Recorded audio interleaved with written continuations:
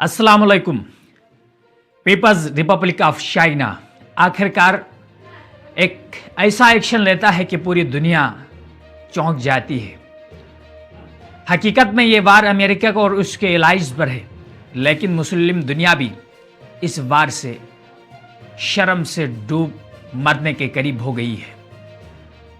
अफगानिस्तान के अंदर इंस्टेबिलिटी 40 साल से थी, लेकिन पिछले 20 सालों से अमेरिका और तालिबान का आपस में इंतहाई तनाव के बाद तालिबान एक फातह के तौर पर उभरा, तो मुस्लिम दुनिया की आंखें अमेरिका की तरफ बस बिलकने लगी कि कहीं हुजूर जी का हुक्म हो तो हम तालिबान को तस्लीम करेंगे।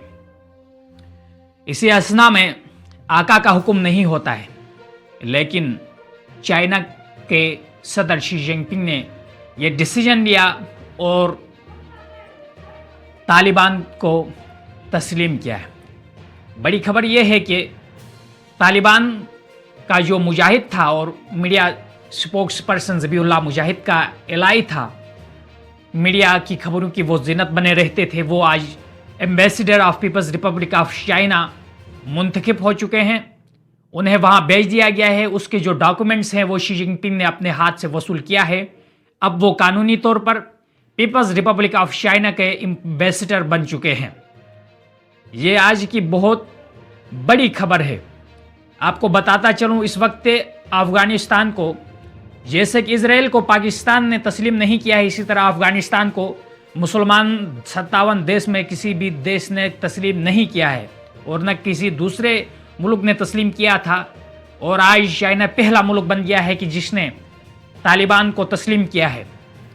तालिबान को तस्लीम करने के बाद पाकिस्तान भी बिलक गया है।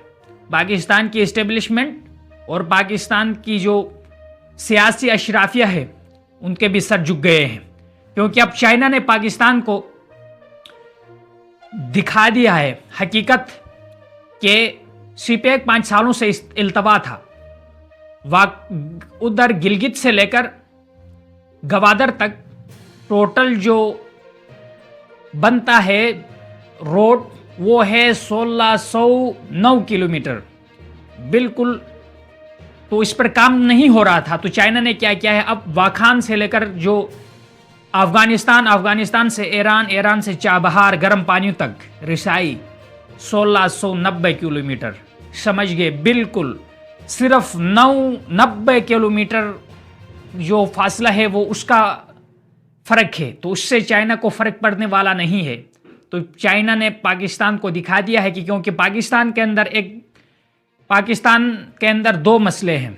एक, चाइना को पता है कि पाकिस्तान के अंदर इंस्टेबिलिटी है, पॉलिटिकल इंस्टेबिलिटी। दूसरी बात, अमेरिका का इन्फ्लुएंस ज़्यादा है, क्योंकि अशराफिया का जो गठजोड़ है, उनका बिजनेस, उनकी लाइफस्टाइल वो वेस्ट के साथ मुंसलिक है।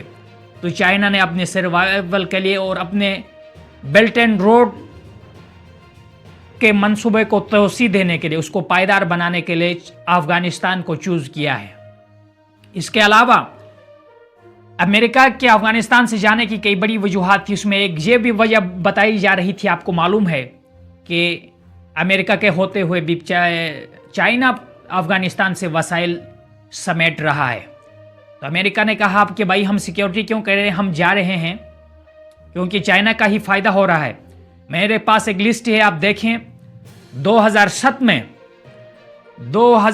में कॉपर का एक मुआहिदा हुआ था अशरफ गनी गवर्नमेंट के साथ, जो कि अमेरिका का एलाई था। $3 बिलियन का वो इल्तवा पड़ा था जंग की वजह से। उस वक्त याद रखिए कि जिस वाखान के ज़रिए से चाइना अमेरिका के अफगानिस्तान में रूट बना रहा है, वहाँ पर उसने बेसिस भी बनाए थे अशरफ गवर्नमेंट के साथ। वहाँ पर उसकी मिलिट्री पेट्रोलिंग भी करती थी।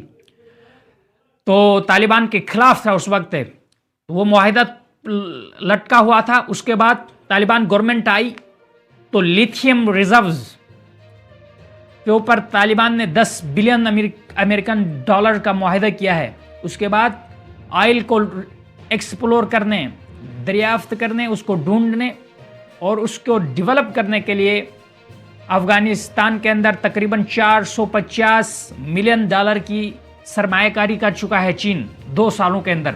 2 سال ہو چکے ہیں افغانستان میں طالبان کی گورنمنٹ بنتے ہوئے۔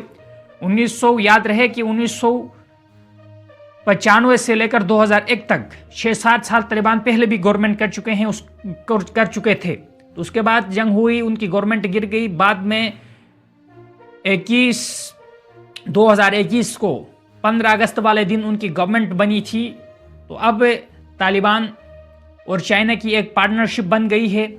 یہ پارٹنرشپ ساؤتھ ایشیا کے لیے اور مڈل ایسٹ کے لیے اور ان تمام ممالک کے لیے جو لینڈ لاک تھے، وسطی ایشیائی ممالک جن میں قازقستان، ازبکستان، تاجکستان یہ سب مسلمان ممالک ہیں، ان کے ساتھ بھی پاکستان کوآپریٹ نہیں کر رہا تھا۔ اگر یہ روٹ بنائے گا